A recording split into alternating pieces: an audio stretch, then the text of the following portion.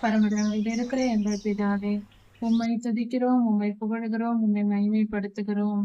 அப்பா, சத்தியமுள்ள எங்கள் தேவனே, சத்தியத்தின்படி எங்களை நடத்தும் சாமி.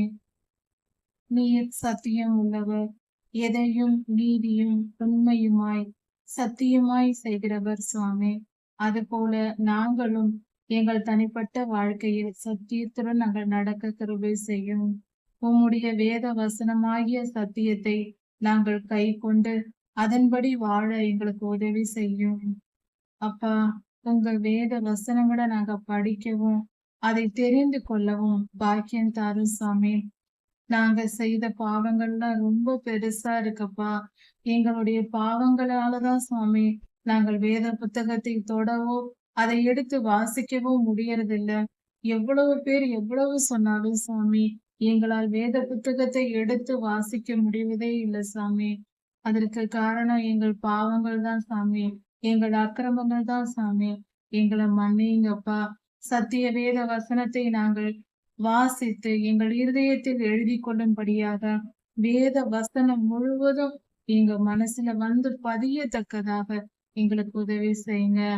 வேதத்தை வாசிக்கும் பாக்கியத்தை எங்களுக்கு கொடுங்கப்பா. நாங்க படிக்கணும் சாமி. அதை புரிந்து கொண்டு உங்களுடைய வசனத்தின்படி வாழ விரும்புகிறோம். அதற்காக எங்களை அர்ப்பணிக்கிறோம் சாமி. எங்களை ஏற்றுக்கொள்ளும். எங்களை ஏற்றுக்கொண்டு எங்களை வழி நடத்தும் அப்பா. எங்களை ஆளுகை செய்யுங்க.